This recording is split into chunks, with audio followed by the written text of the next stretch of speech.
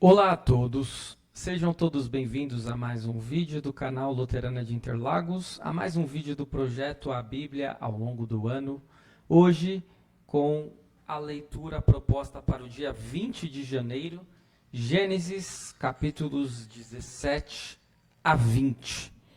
Gênesis 17 a 20. Vamos juntos? Vamos iniciar com um breve resumo dos capítulos. Começando então pelo capítulo 17. Gênesis 17. O capítulo 17 é um dos capítulos de maior relevância na segunda parte de Gênesis, focada nos patriarcas. Deus estabelece sua aliança com Abrão. Neste ponto, talvez pudéssemos indagar, mas ele já não havia feito isso antes? Imaginem Abrão, que já esperava por quase 25 anos pelo cumprimento da promessa de Deus. Imagine o que ele pensou. Mais uma vez, eu estou ouvindo o que eu já ouvi vários anos antes. No entanto, o capítulo 17 traz dois diferenciais das outras manifestações de Deus a Abrão, e que parecem indicar que, de fato, Deus cumpriria com o prometido. Primeiro, Abrão, que significa antepassado famoso, teve seu nome modificado para Abraão, que significa pai de uma multidão. E em segundo, Deus ordena que Abraão se circuncide e que todo o povo de Israel seja descendente de Abraão, ou até mesmo estrangeiros que viverem no meio deles façam o mesmo. Então, é determinado que todos tenham que se circuncidar.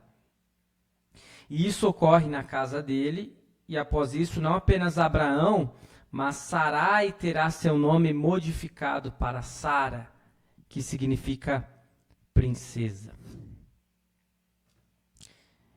Então chegamos em Gênesis 18. O capítulo 18 traz dois momentos distintos, mas que se relacionam entre si. No primeiro, Abraão recebe uma visita especial de 3 homens, 3 anjos. Eles são emissários de Deus e reforçam a promessa que Abraão teria descendentes. Sara ouve por trás dos panos e ri da fala dos homens, tendo em vista a avançada idade de seu marido e dela.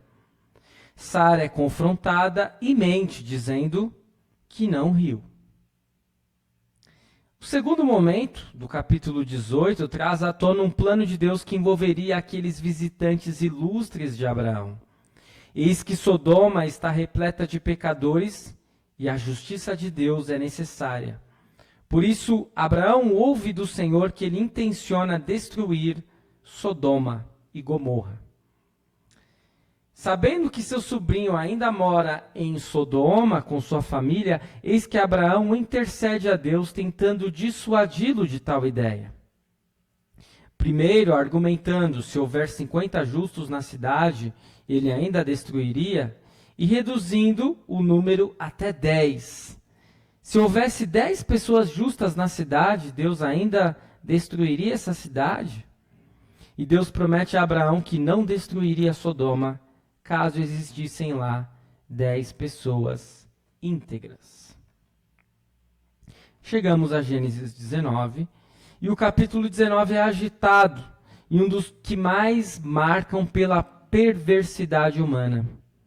Primeiro, os anjos chegam a Sodoma e, após muita insistência de Ló, são convencidos a ficarem hospedados em sua casa. O problema é que muitos homens de Sodoma ficam sabendo dos visitantes de Ló e vão até sua casa exigirem que ele os entregue, com o fim de abusarem sexualmente deles. E desta história tem a explicação do termo sodomia, sodomizar, abusar. E muitas vezes relacionado também à relação feita de um homem com outro homem. Ló recusa a ideia e até mesmo oferece suas 2 filhas virgens para tentar convencer os abusadores de desistirem de abusar dos seus visitantes. Mas eles insistem até que os anjos salvam Ló daquele grupo ensandecido que estava na sua porta e eles entram para a casa de Ló. Os anjos também cegam os perversos que estavam em frente à casa de Ló.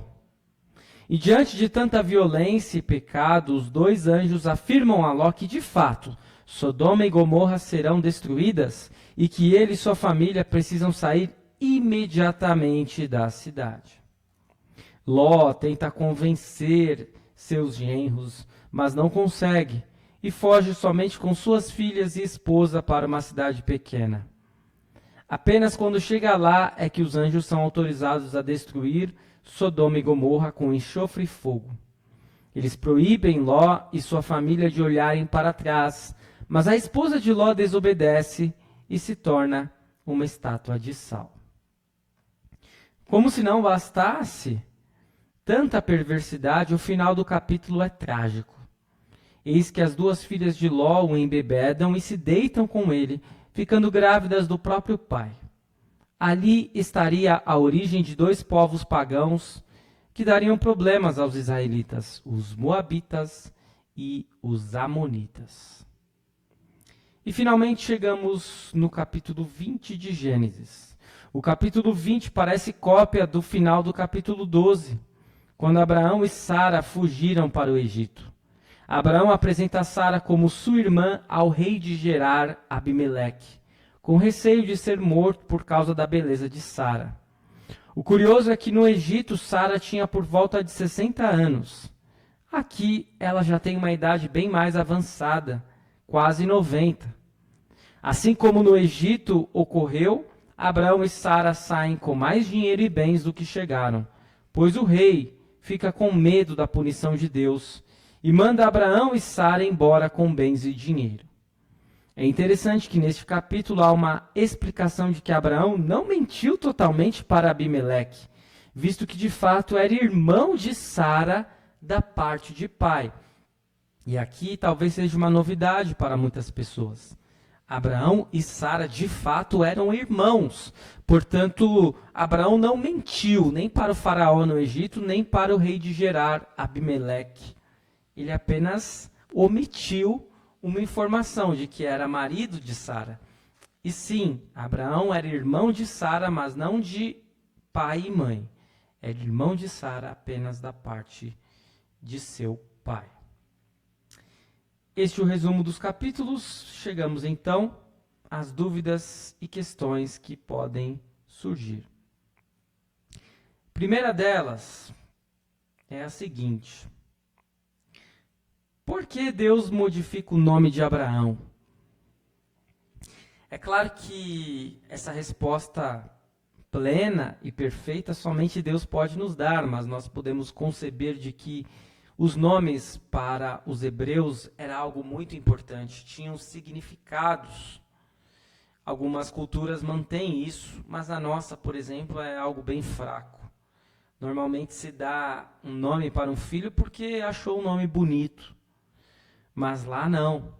Por isso, quando Deus modifica o nome de Abrão para Abraão, e eu fiz questão de falar sempre nos vídeos anteriores Abrão, e daqui por diante Abraão, para sentirmos essa mudança, nós percebemos que, de fato, Deus irá cumprir com a sua promessa. Ele será pai de uma multidão, ele será pai de uma grande nação. Questão 2, por que a circuncisão deveria ser feita no 8º dia de nascimento? É uma questão tanto quanto difícil de ser respondida, né? Talvez, mais uma vez, poderíamos dizer que somente Deus tem essa resposta completa. Mas, olhando um pouco uma explicação de um site judeu, nós vemos que a circuncisão ao 8º dia, garante que o bebê vai passar pelo menos por um Shabat, ou seja, um sábado, antes da circuncisão. Então, tem aí um aspecto religioso, teológico também, nessa explicação. Questão 3, por que a circuncisão foi criada? Mais uma vez, somente Deus pode nos dar essa resposta plena, mas podemos conceber de que ser circuncidado é ter uma marca em seu corpo e dizer a quem você pertence. De fato, nós somos servos de Deus, somos escravos de Deus. É deste modo que Deus nos trata na Bíblia, mas não de uma forma de exploração, né? Mas de uma forma de que nós somos propriedade dele. E quando Abraão tem essa marca em seu corpo e os seus descendentes, significa que eles são servos e propriedade do Senhor. Questão 4. Sara mente a respeito da risada que deu. Será que Sara não era uma mulher de caráter? A gente sempre precisa ir com uma certa cautela em fazer afirmações muito categóricas. Precisamos entender que Sara e Abraão estavam lidando com as coisas de Deus, estavam ali diante deles anjos. E Sara era uma mulher frágil, já vulnerável, idosa. Idosos normalmente não conseguem conter suas opiniões, o que pensam, né? As pessoas de modo geral com mais idade. E Sara, ao ouvir aquele relato, na hora ela deu risada. Ela não conseguiu se conter. E quando indagada a respeito disso, ela temeu, ela teve medo de dizer que de fato havia rido, né? Mas de fato ela riu e ela acabou mentindo. Questão 5, por que Abraão insiste com Deus para que salve a cidade de Sodoma? Será que podemos afirmar que ele estava apenas preocupado com o seu sobrinho? Talvez esta seja a explicação mais razoável. Abraão não estava com pena de Sodoma, ele sabia que era uma cidade problemática. Abraão não queria salvar a cidade simplesmente porque ele era bonzinho, ou ele estava a fim de fazer com que Deus mudasse de ideia, mas ele estava preocupado mais uma vez com seu sobrinho e com a família dele. Essa é a explicação mais razoável. Questão 6, por que Ló oferece suas filhas para os homens perversos de Sodoma? Então estava aquela turba, aquele grupo batendo na sua porta falando: coloque para fora os homens que você está hospedando, porque nós queremos degustá-los. Era praticamente isso. E Ló aparece na porta e diz: não, eles são meus visitantes, vocês não podem fazer isso. Olha aqui, eu tenho 2 filhas virgens. É estranho, porque depois fala que ele tem genros, né? Talvez fossem prometidos às suas filhas. Vocês podem fazer o que quiser com elas, mas por favor, não faça isso com os meus visitantes. E isso aqui traz um componente muito cultural, porque havia uma preocupação muito grande entre os hebreus de cuidar dos seus visitantes, deles serem bons anfitriões.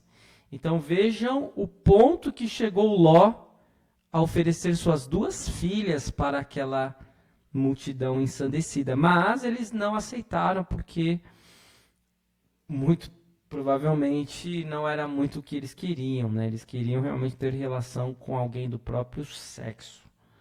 E não somente ter relações, eles iriam abusar daqueles homens, se eles de fato fossem homens, se de fato fosse possível deles capturarem aqueles seres. Questão 7, por que as filhas de Ló resolvem se deitar com seu pai para ficarem grávidas? De fato, esse capítulo, né, o capítulo 19, é um capítulo terrível de Gênesis. Ficamos estarrecidos, assombrados, apavorados com tudo aquilo que acontece, inclusive com as filhas de Ló que embebedam seu pai para ficarem grávidas dele. Mas a questão é que os seus respectivos pretendentes ou maridos, eles não acompanham Ló e suas filhas na saída de Sodoma, portanto eles foram destruídos. E era uma praga muito grande para uma mulher não ter filhos. E essa foi a solução que elas encontraram. Estapafúrdia, é verdade, mas uma solução humana, mais uma vez. Questão 8. Qual é o grande pecado de Sodoma e Gomorra? Também há pecado parecido em nosso mundo? Por que não somos destruídos como eles foram? Aqui é uma questão bem complexa, né? Para muitos, o pecado da sodomia é simplesmente uma relação homoafetiva. Mas nós percebemos que lá em Sodoma a coisa estava feia mesmo, né? Não era apenas esse o problema. Aqueles homens queriam abusar contra a vontade dos seres que estavam sendo hospedados na casa de Ló. E não somente isso, Deus já tinha intencionado destruir a cidade, porque era uma cidade que estava afastada dele. Claro, todos esses pecados existem em nosso mundo, mas o nosso mundo não é destruído por conta da misericórdia de Deus e também porque há pessoas que procuram viver conforme a vontade de Deus. Questão 9. Não havia problema casar com a irmã no passado, ainda que fosse da parte apenas do pai? É o que descobrimos, né, nesse relato, que Abraão e Sara são irmãos da parte de pai. Bem, o que nós percebemos é que não havia esse problema, não havia essa objeção, até porque, se pensarmos bem no início da humanidade, quem se relacionou foi exatamente irmãos, se relacionaram entre si, familiares se relacionaram entre si. Como que isso mudou a partir de quando, nós não sabemos. O que nós sabemos é que, se isso ocorrer hoje, é muito possível que uma criança nasça com uma grave doença. Portanto, hoje, de maneira alguma, é possível, nem que seja apenas da parte de pai ou da parte de mãe, que irmãos se relacionem de uma forma marital. Questão 10. Por que Abraão mente ou omite informação mais uma vez e, de certo modo, é premiado por isso? Fica meio estranho a gente tentar entender exatamente o que acontece no Egito e em Gerar, quando Abraão mente a respeito de quem é Sara, ainda mais aqui, que Sara tem uma idade ainda mais avançada. Mas o que nós lemos é o que nós lemos, né? Gênesis e muitos textos do Antigo Testamento, nós não vamos ter explicação para tudo. E a gente não pode embarcar nessa viagem de querer entender 100% das coisas. Claro, nós precisamos sim fazer questões, tentar resolver as nossas dúvidas. E nesse exercício nós aprendemos, nós crescemos, mas tudo exatamente, perfeitamente, nós não iremos compreender. O que nós entendemos é que eles viviam muito mais tempo do que hoje. Então, quem sabe o corpo de Sara, sua estrutura ainda fosse diferente das mulheres de 90 anos de hoje. E que sim, ela ainda era atraente aos olhares masculinos e que por isso, mais uma vez, Abraão caiu na tentação de mentir a respeito, e que mesmo assim, Deus sabia dos intentos de Abraão, sabia que ele tinha receio de ser morto, e por isso Deus o abençoou, e é Deus quem o abençoa. É Deus quem fornece mais bens e mais condições de vida a Abraão. Abraão, claramente, é um homem abençoado por Deus, e não por seres humanos, né?